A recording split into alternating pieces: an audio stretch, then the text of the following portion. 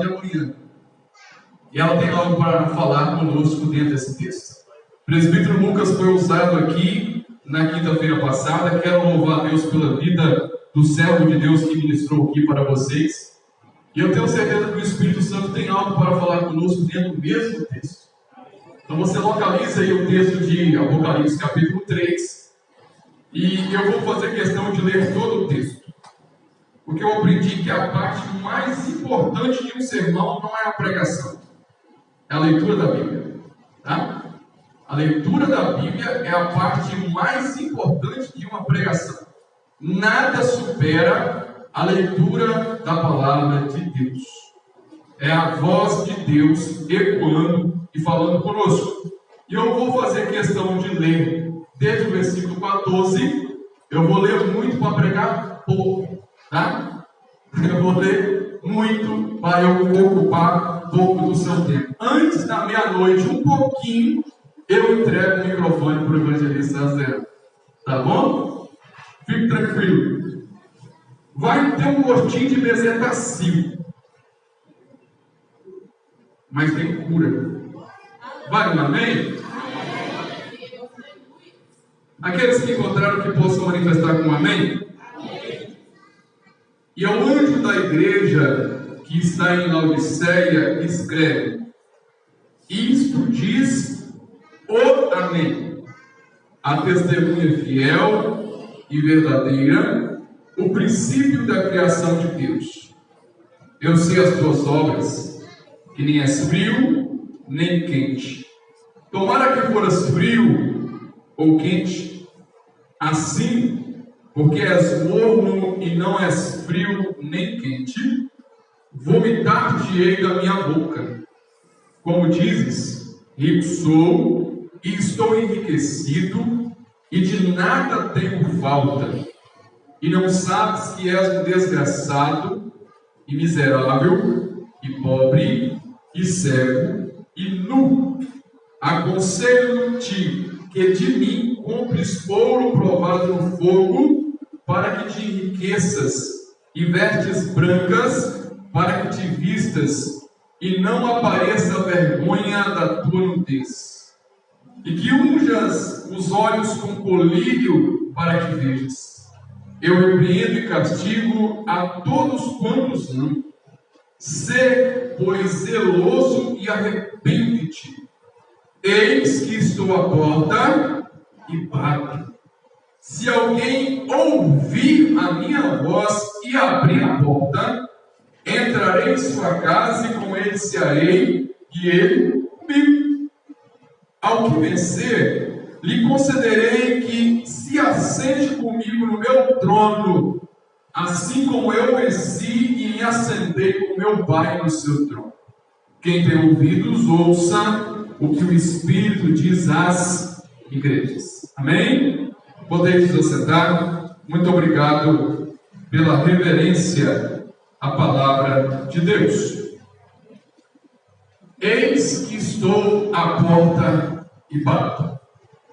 Eu gostaria de refletir com os irmãos aqui nesta noite sobre o que levou Jesus a sair de dentro dessa igreja e estar do lado de fora, batendo e chamando alguém. O que levou Jesus a sair dessa igreja? Porque outrora ele estava dentro, mas por um momento ele foi obrigado a sair. E eu gostaria de refletir sobre isso. O que levou Jesus a sair dessa igreja? E estarei fazendo uma aplicação sobre o que leva Jesus a sair de dentro de uma família, e finalizarei dizendo o que devemos fazer para que ele possa ou entrar ou permanecer dentro da nossa casa. Para nós entendermos e extrairmos algumas aplicações, é preciso que eu te dê algumas informações a respeito de Laodiceia. Laodiceia era uma cidade muito importante da Ásia Menor. Ela está entre as 7 cartas que Jesus endereça a uma região da Ásia. Laodiceia era a cidade mais rica, Era a cidade mais de poder econômico dentre as 7 que são citadas. Laodiceia tinha um grande centro de finanças, de bancos. Era um grande centro comercial na área têxtil, produzindo uma lã negra ou também da cor violeta. Era um centro médico de grande importância. Eles conseguiam naquela época produzir uma espécie de unguento, que seria um colírio, que servia para os olhos e também para os ouvidos. É aí que você vai entender essa questão que Jesus usa quando ele vai dizer no versículo 20 que ele está batendo e ele também está falando. Era um unguento que curava tanto os olhos quanto também o ouvido. Essa cidade que tinha um poder econômico muito grande, era uma cidade de muita influência na economia e rotas comerciais, que favorecia o crescimento dessa cidade. Mas apesar do seu poder econômico, do seu status, da sua riqueza, da sua imponência, dos grandes teatros, dos grandes bancos, do grande poder que ela exercia sobre aquela região, essa cidade tinha um problema. E o problema dela estava ligado intimamente à subsistência e à vida dos seus cidadãos. Porque o rio Líquico, que era o rio que banhava essa cidade, as suas águas elas eram barrentas e impróprias para beber. Então o que se fizeram naquela época? Um aqueduto de mais ou menos 8 a 9 quilômetros de distância trazia uma água para abastecer essa cidade. Essa água, quando ela chegava na cidade, essa água ela estava morna. Então ela não era nem fria para ser refrescante e nem era quente para ser terapêutica, ela era uma água morna.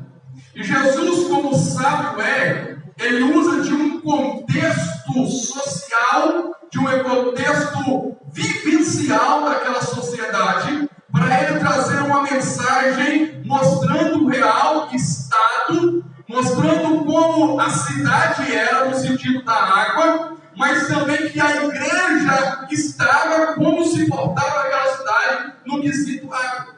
Então Jesus faz uma assimilação, dizendo, usando o contexto cultural, o contexto vivencial, para ele trazer uma mensagem. Deus não ia falar algo com eles que eles não entendiam. Ele fala a linguagem humana para eles entenderem o contexto da sua mensagem.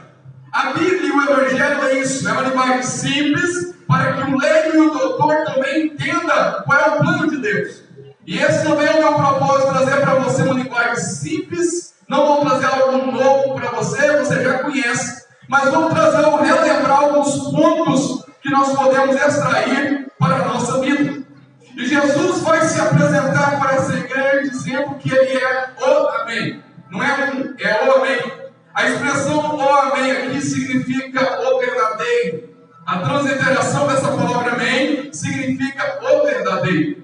É aquele que tem a verdade, aquele que é a verdade. E ele prossegue dizendo que ele é também a testemunha fiel e verdadeira. É só um complemento daquilo que ele disse que ele é o Amém. E ele se apresenta como o princípio da criação de Deus. Ele está falando que ele é a origem de tudo que é criado, de tudo que existe. E após isso ele vai dizer que ele conhecia as obras daquela igreja, que eles não eram frios, que não eram quentes, mas que eles eram mornos e que ele estava a ponto de vomitar eles da sua boca. Interessante é que quando ele vai dizer o cear é colocar para dentro, o vomitar é colocar para fora. Como eles estão com a porta fechada para ele, ele vai os vomitar. Mas se abrisse a porta, ele iria cear com eles. Então veja bem que quando Cristo não está dentro, a intenção dele, quando eu não arrependo, é me colocar para fora. Mas quando eu arrependo e abro a porta do meu coração, ele entra e ceia e coloca algo para dentro. E eu quero trazer essa primeira aplicação para você aqui nesta noite. Você está com a porta aberta para Jesus atuar e colocar algo para dentro, ou você está a ponto dele te vomitar? Eu disse que teria um gostinho de bezetacil, mas vai ter que Jesus vai trabalhar um cenário de mornidão, um cenário de uma aparente frieza, uma aparente intransigência com o mal. Alguém que não está preocupado em nem ser bom e nem é tão mal, mas está no meio termo. Então esse é o cenário.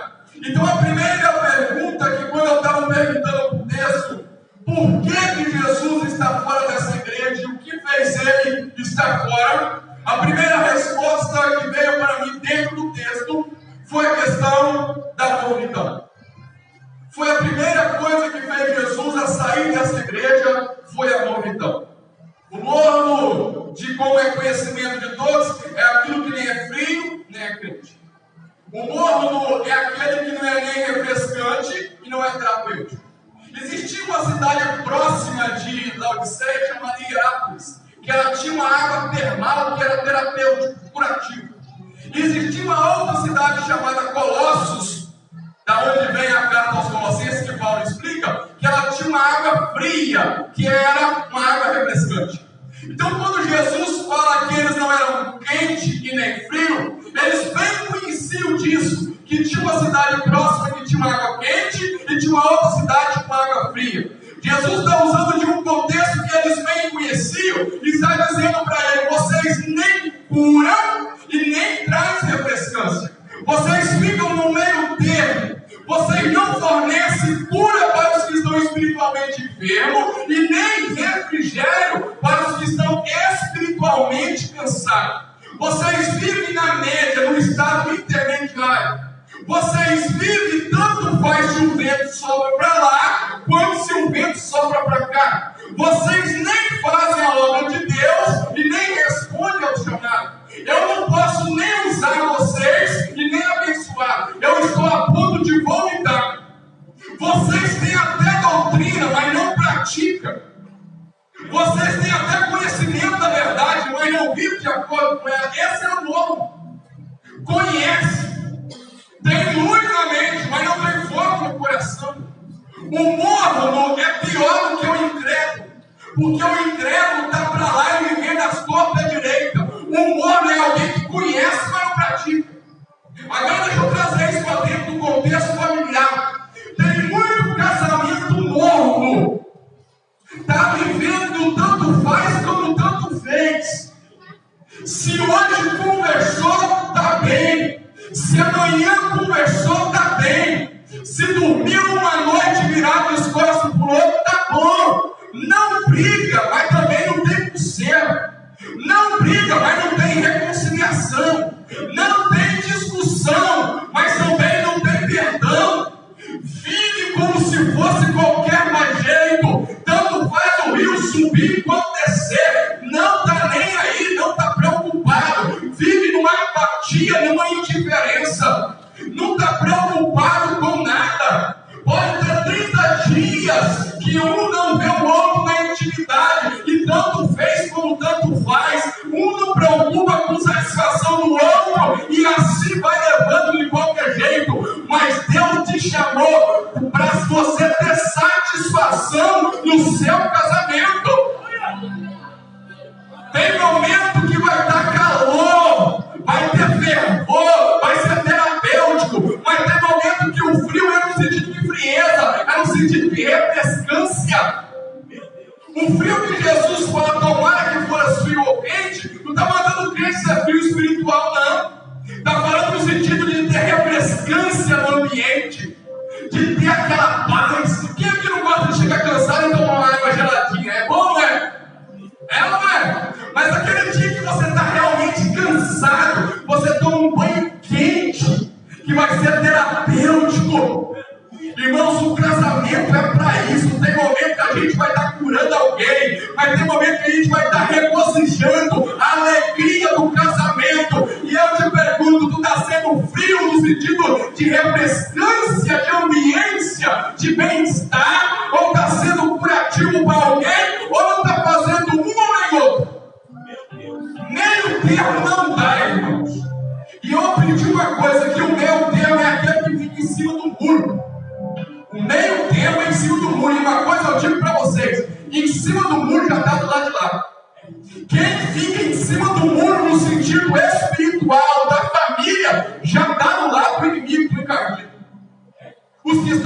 do muro não se posicionam. O morno nunca se posiciona. Se alguém vem e fala que o homossexualismo não é pecado, ele concorda. Se alguém chega e fala que é pecado, ele também concorda. Ele joga para os dois lados. Igreja, é preciso ter firmeza. Ter firmeza de propósito. O pecado é pecado, mas aquilo que é para viver dentro do casamento é para você desfrutar daquilo que Deus tem dentro do casamento para você. Não dá para ser intransigente com o pecado e querer viver uma vida familiar conjugal dentro do plano de Deus. Então isso, a mornidão tira Jesus. A mornidão tira Jesus do ambiente. E não podemos viver dessa maneira. Causa náuseas dele. A segunda resposta para mim que veio dentro do texto, que faz Jesus sair de um casamento ou também de uma igreja, é a autossuficiência. Está no texto, não está? Olha a primeira expressão do versículo 17. Como dizes, rico sou. Ser autossuficiente é o auge da arrogância espiritual e familiar. Essa igreja, ela achava que ela não precisava de ninguém. Para vocês terem uma ideia, eles estavam vivendo de acordo com aquilo que a sociedade determinava. A cidade de Laodiceia, no ano 60 depois de Cristo, ela foi tomada por um terremoto. Quando João escreve o Apocalipse, é entre o ano 90 e 95. Já tinha passado mais ou menos entre 30 e 35 anos. No ano 60 depois de Cristo, eles tiveram um terremoto. E eles não aceitaram a ajuda de Roma para reconstruir a cidade, de tão ricos que eles eram. Então essa igreja assimilou o contexto da sociedade e trouxeram para dentro da igreja esse contexto de autossuficiência. Achavam que não precisavam de ninguém devido à sua riqueza, que estavam bem equipados. Enquanto isso, o provedor saiu. Todo casal que acha que não depende de Cristo no seu casamento, Cristo sai. A autossuficiência é inimiga de Cristo. O autossuficiente não reconhece que precisa de um provedor, de um sustentador, de alguém que dá chama, que aquece, de alguém que promove a comunhão, de alguém que promove o equilíbrio, de alguém que te dá saúde no lar, de alguém que te dá equilíbrio, de alguém que faz o perdão entrar no ambiente. O autossuficiente não reconhece que existe um ser supremo. O autossuficiente acha que aquilo que ele tem é suficiente para manter o equilíbrio e a sustentabilidade da sua família. E aonde a autossuficiência entra, Jesus sai. Aonde a autossuficiência entra, Jesus sai de cena. Nós somos, irmãos, independência. Foi comemorado agora no dia 7 de setembro, independência ou morte. Mas para um cristão, independência é morte.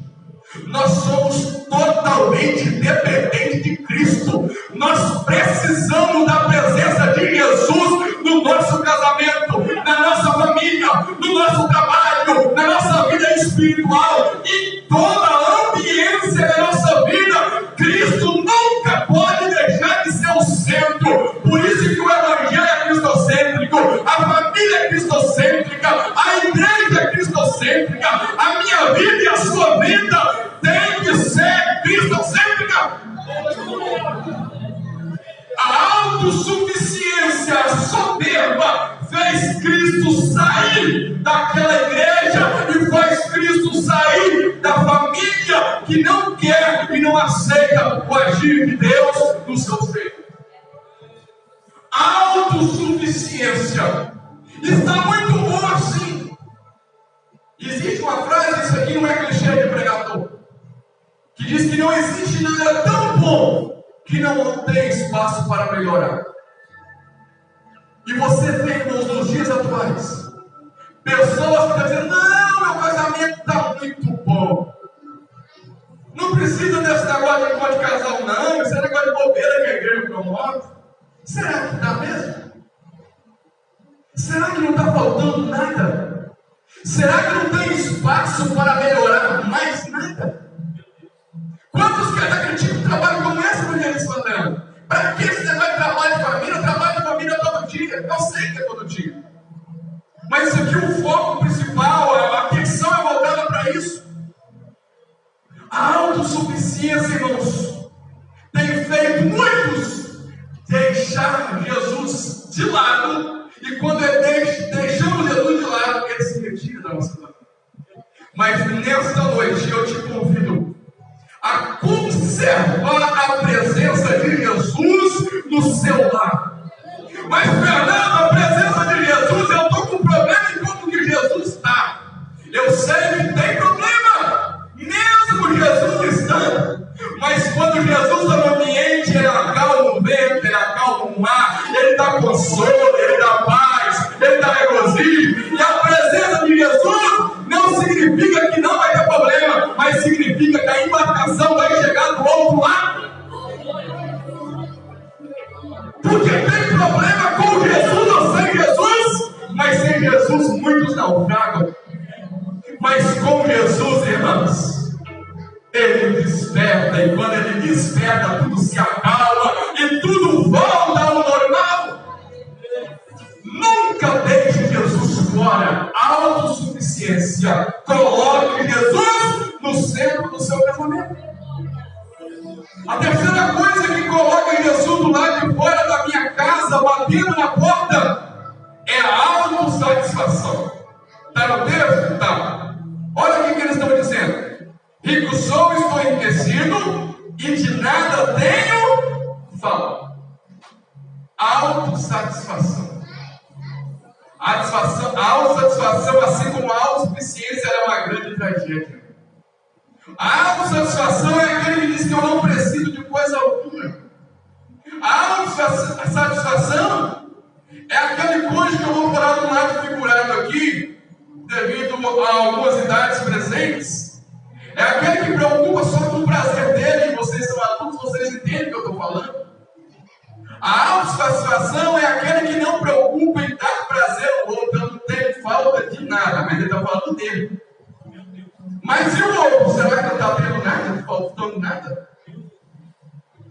Será que o outro está satisfeito? Será que não falta nada?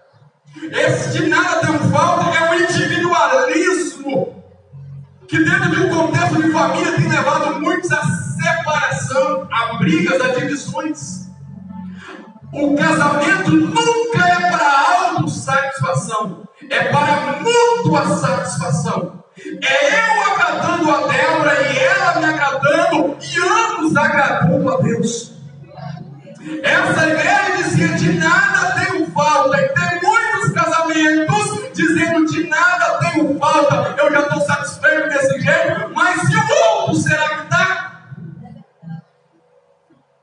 E quando cada um está satisfeito no seu canto, cada um olha para o próprio umbigo. E o propósito do casamento é eu fazer ela feliz e ela me fazer feliz. E essa união, irmãos, de mútua satisfação, faz Jesus estar no ambiente, faz Jesus gostar de estar presente, faz Jesus entrar e dizer: ali tem comunhão. Se tem comunhão, eu e o Pai temos comunhão. Se um satisfaz o outro, eu também satisfaço o Pai. É eu que alegro o coração do Pai e ele me alegra. Então eles são um exemplo do que eu e o Pai e o Espírito Santo somos. Irmãos, a gente não pode querer viver o céu só na eternidade. Você precisa trazer o céu para dentro da sua casa. O propósito de ter a presença de Jesus na nossa casa é viver uma comunhão que é símbolo da unidade da Trindade.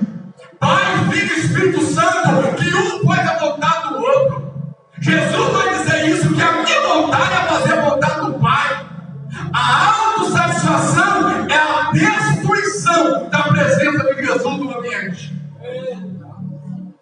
Começa a perguntar para o seu cônjuge o que ela gosta, o que ele gosta. Começa a fazer algo para agradar a ela e ele agradar a ela. Vou agradar 100%? Eu sei que não. Dentro das suas limitações. Mas procure a mútua satisfação. Mas não faça isso com peso, não. Faça isso com alegria. E, irmãos, as coisas que alegram a nossa vida não estão em grandes gestos, estão em pequenos gestos feitos com amor. Esse que diz de nada tem falta, ele está dizendo: eu não preciso de presente nenhum, eu não preciso de elogio nenhum. Esse que está dizendo que de nada tem falta, ele está dizendo: eu não preciso que faça nada por mim, eu faço por mim só. Esse que está dizendo: não, de nada eu tenho falta, ele está dizendo assim: eu não preciso que você faça, eu já faço por mim. Isso é individualismo. E aqui eu vou bater algo muito forte, mas eles batendo. Que tem muitos casais que estão vivendo uma sociedade. Matrimônio não é sociedade, tá? Matrimônio não é sociedade. Matrimônio é uma só carne. O seu dinheiro, o dinheiro dela é um dinheiro só, é um monte só. É casamento, tá? Esse negócio de marido pegar dinheiro emprestado com mulher e mulher pegar emprestado dinheiro com homem cobrando juros, isso é coisa do diabo, tá? Não existe esse negócio. Não é dinheiro de um e dinheiro do outro, é dinheiro do casal, é da família. Essa autossatisfação tem feito muitos dizer o seguinte: o meu dinheiro é suficiente para mim e para mim só. Não é para a sua família. Você casou, é uma só carne. E quando eu estava pensando nisso aqui, Senhor, se eu falar isso aqui, sim, não vai correr não. E eu não sou uma coisa que eu não sou é medroso para falar aquilo que Deus que fala dentro da palavra. Se está na palavra, eu falo. Então você não vive numa sociedade, você vive num matrimônio. Não busque a sua autossatisfação. O seu dinheiro não é para você, é para a sua família. Você casou. Se fosse o seu dinheiro ser seu, eu ficava solteiro. Aí é seu. Mas dentro da sua casa é um monte só. Tá? Busque não é eu de nada tenho falta. Qualquer problema que aconteceu dos dois, mas qualquer vitória que aconteceu de vocês dois. Está na luta, estou junto. Está sendo realizado o sonho, é nós que realizamos. A única vez que você vai falar eu errei, tá? Me perdoa. Agora o dinheiro é nosso, a alegria é nossa, o emprego é nosso, a provisão é nossa, porque o pão é nosso, Deus é nosso, o Pai é nosso, e Ele quer estar presente na sua casa, promovendo a alegria do casal. Vai comigo assim: individualismo não, mutualismo sim. Coloque o individualismo fora e a mutualidade, um ajudando o outro, porque isso é retorno para o casal. A terceira colocação que eu vejo a quarta colocação que eu vejo, que foi o problema da igreja de Laodiceia, é o problema de muitas famílias. É o perigo da assimilação do mundo. A assimilação do mundo determinando o padrão da igreja. Como eu disse, a autossuficiência e a autossatisfação eram práticas da sociedade daquela época. Eram ricos. A sociedade era uma sociedade soberba. E isso entrou dentro da igreja e começou a ditar as regras para a igreja. Era um povo que tinha riquezas, autossuficientes e com autossatisfação. E isso aí começou a ditar o padrão e as regras dentro da igreja. Aplicando isso para a família, quando o mundo começa a ditar as regras para a família, aí a família está à beira de um colapso. Isso é inversão de valores. A família é a célula máter da igreja e da sociedade.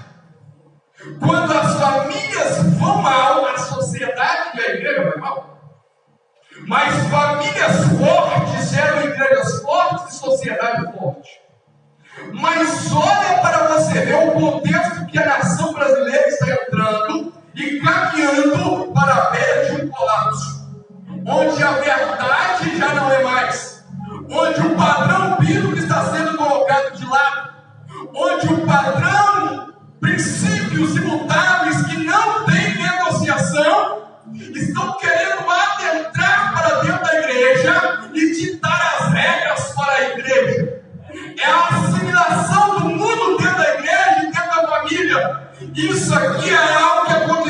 Laodiceia, e aonde está Cristo? Do lado de fora batendo. Porque o mundo estava ditando as regras para a igreja, e o mundo querendo ditar as regras para a família, vai dar errado. E Jesus está onde? Do lado de fora. Porque aonde o mundo dá regra, Jesus está fora. Mas aonde Jesus dá a sua regra, ele entra no ambiente, ele manda no ambiente, ele controla o ambiente, ele sara o ambiente, ele cura o ambiente, ele dá paz, ele dá alegria, ele dá regozijo, ele dá esperança, ele dá amor. Mas essa assimilação do mundo vai fazer com que Jesus fique lá de fora. E ele está lá, o quê? Batendo na porta. Ele está lá gritando na porta. Ele está do lado de fora. E enquanto ele está do lado de fora, alguém está do lado de dentro dizendo: eu sou autossuficiente. Eu não estou satisfeito do jeito que está.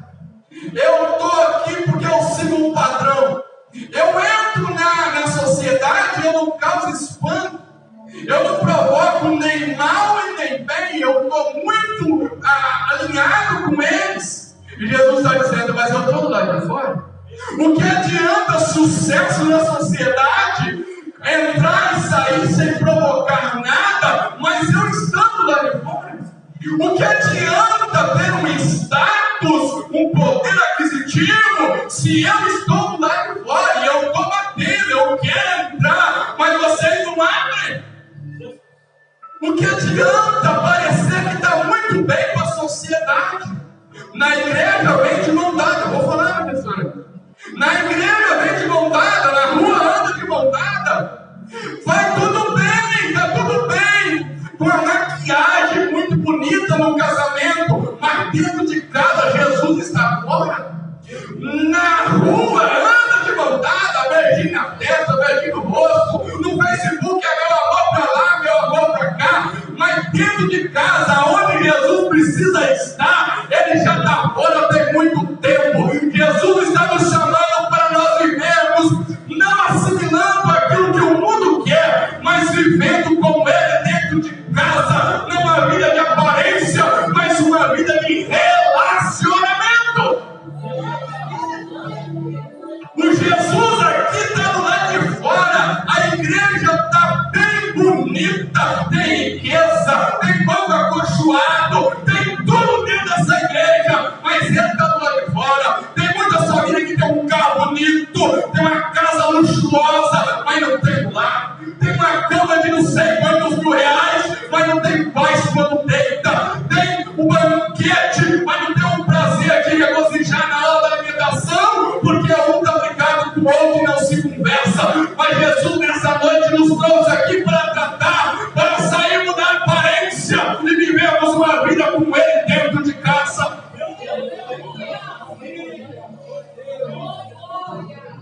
E ele vai dar alguns conselhos.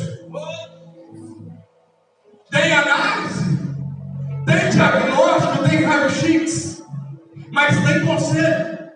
Compre ouro provado no fogo. Mas compre de quem? Compre de mim. Aquela sociedade tinha ourives, tinha bancos que trocavam dinheiros em ouros, barra de ouro. Mas ele está dizendo: eu não quero que vocês vão nos bancos pegar ouro. Eu quero que vocês venham a mim. Porque o ouro que eu tenho é um ouro provado no fogo, ele tem autenticidade. Quando Jesus está falando para aquela igreja comprar algo provado no fogo, ele está falando o seguinte: volta a dar valor ao que realmente importa. Ouro fala de algo de valor. E eu quero te dizer uma coisa: a sua família é algo de valor que Deus te deu. Como é que é o nome do rapaz lá do Dinheiro do Luz cá? Ramon, parabéns pela sua atitude. A sua esposa é a riqueza que Deus te deu. Isso é lindo ver você declarar aqui. Eu fiquei muito feliz com essa declaração. O maior patrimônio que um homem pode ter nessa terra, que uma mulher pode ter nessa terra, é a sua família. A salvação é outra parte, isso aí não sabe quem calcular, mas estou falando de coisa terrena. É a sua família. No contexto da igreja, era um outro contexto de algo espiritual. Eu estou aplicando isso para o nosso contexto familiar. Dá valor àquilo que realmente importa, e você vai encontrar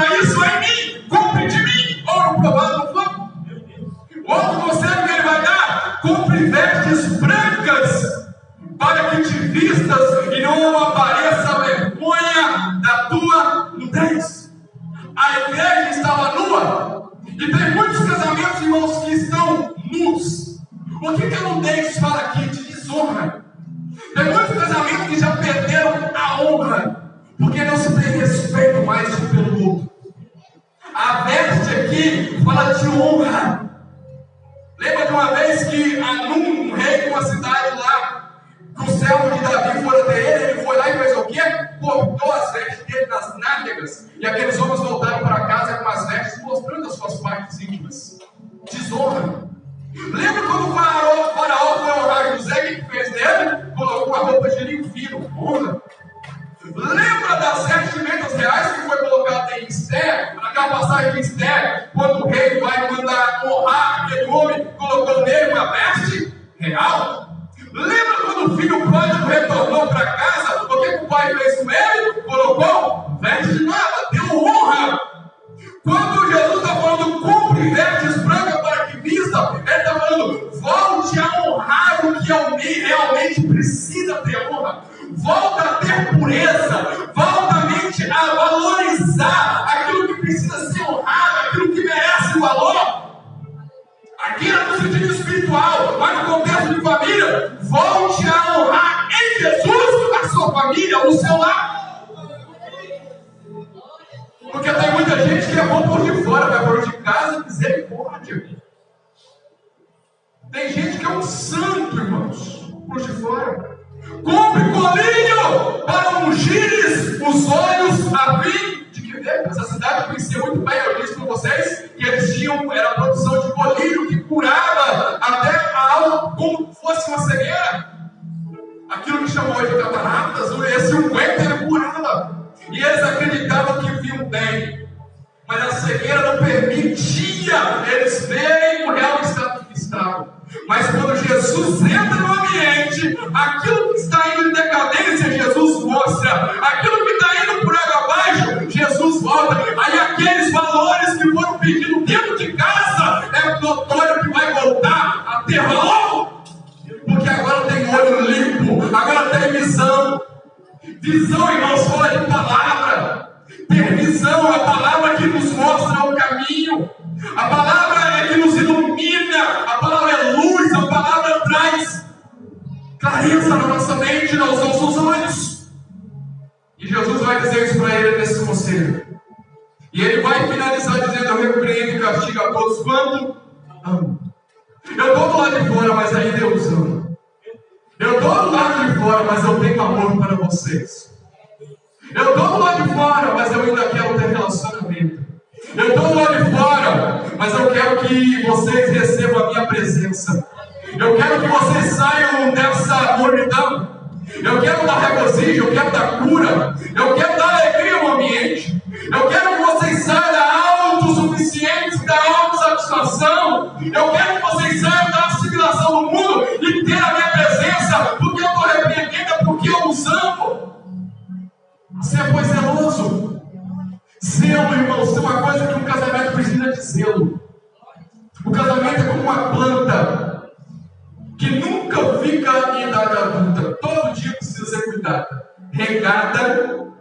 Olhar se está nascendo algum pé de outras coisas ali. Se está nascendo uma peste. Se tem alguma coisa roendo a raiz. Se tem um cupim entrando, está matando. Isso é zelo. E o zelo, irmãos, das pequenas coisas. O zelo, irmãos, uma pequena cupinha, ele entra numa raiz de uma planta e ele vai lá e mata aquela planta. Mas o zelo do agricultor faz com que ela se preserve e tenha vida. Arrepende-te, arrepender é mudar de direção, é mudança de postura. Mude a sua postura. Tire esse autoritarismo para lá. Ô mulher, para de querer ser mandona. Para de querer ser maior do que o seu esposo. O esposo, ela está do seu lado para te ajudar, mas ela também não está do seu lado para ser maior do que você. É mutualismo, é um ajudando o outro. Arrepende, muda de postura. Porque Jesus está à porta. E quando ele está à porta, é sinal, isso aqui é notório dizer que ele está do lado de fora, mas ele está dando para você, eu bato. E quando ele diz que bate e que ele fala, ele está falando: ei, vocês têm colírio, vocês têm um vento que serve para o olho, vocês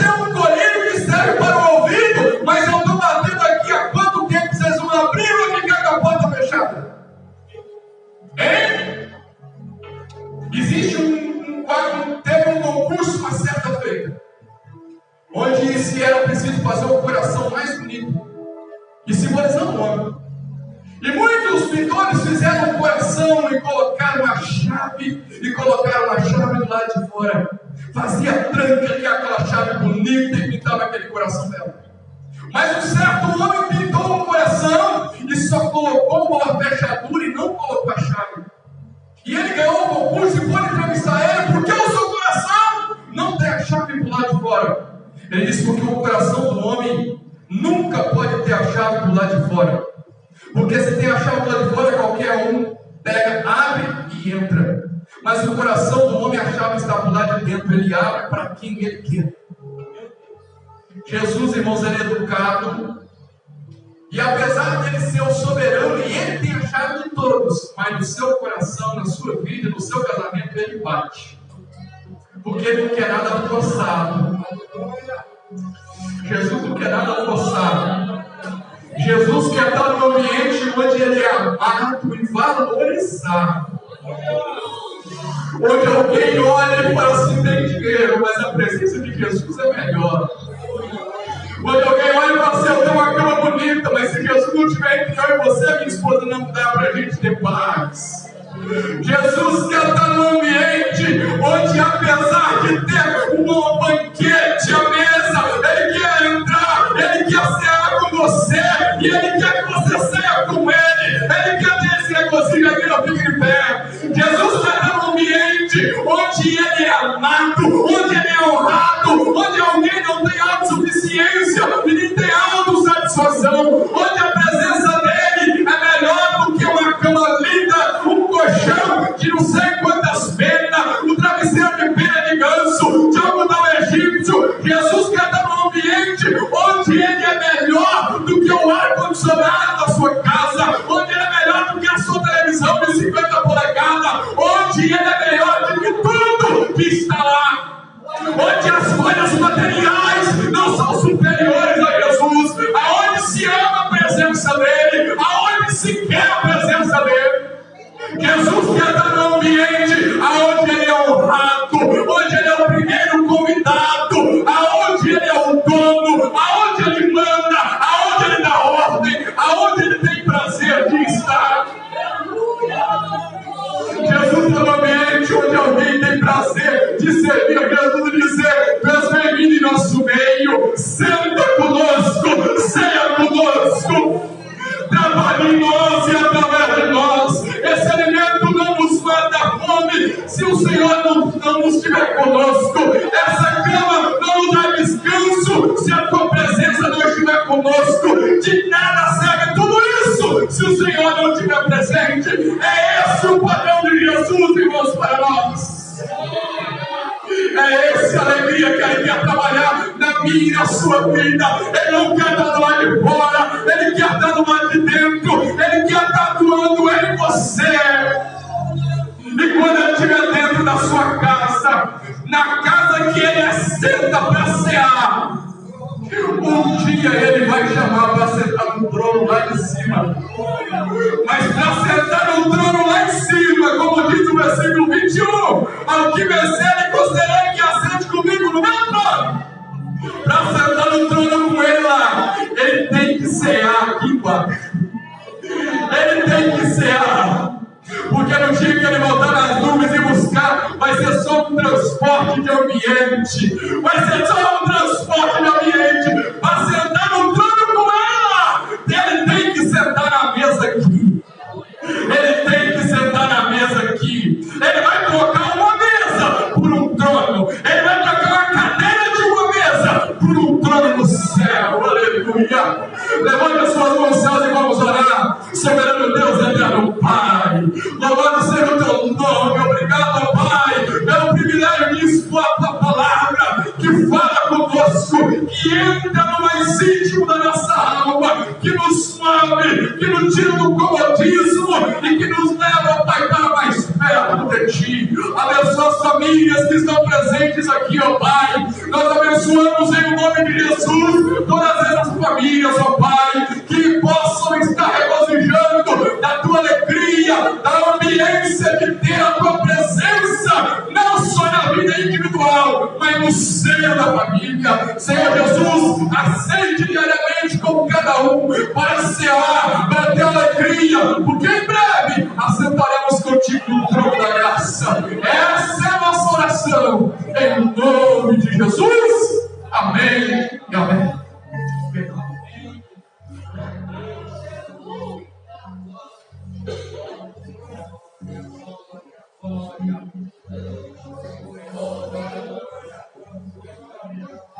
Amém? Você ouviu a voz de Deus pela palavra?